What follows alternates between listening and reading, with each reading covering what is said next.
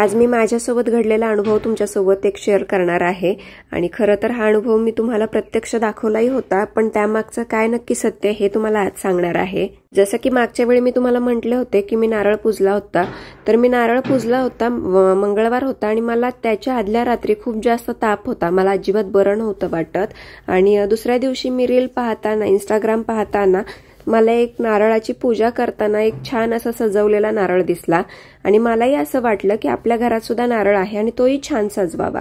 तर मी मळवट वगैरे भरला, सगळं भरलं आणि त्यानंतर मला असं वाटलं की काहीतरी अडतंय का, काहीतरी याच्यात गोष्ट मिसिंग आहे। मग मी माझ्या मिस्टरांना म्हटले की आपण जाऊन ना स्टेशनरी मधून किंवा मग पूजा साहित्याच्या दुकानातून देवीला डोळे आणि नथ घेऊन येऊयात।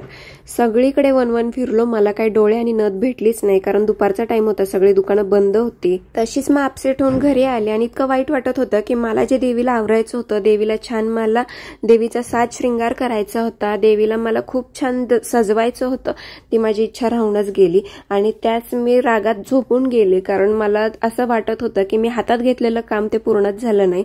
मग झोपून गेल्यानंतर मग 4-5 वाजता मी उठले आणि नंतर मग दिवाबत्तीच्या टायमाला मी देवघरात गेले आणि देवघरात जाऊन पाहिलं तर देवीला 2 डोळ्यांसारखे सेम स्पॉट आले होते आणि मी आजूबाजूच्या काही बायकांना सुद्धा विचारलं कॉमन आहे का, तर हे कॉमन नव्हतं। मला सगळे म्हटले की तू एकदा कोणाला तरी मोठ्यांना विचार, पण सांगणारं कोणीच नव्हतं।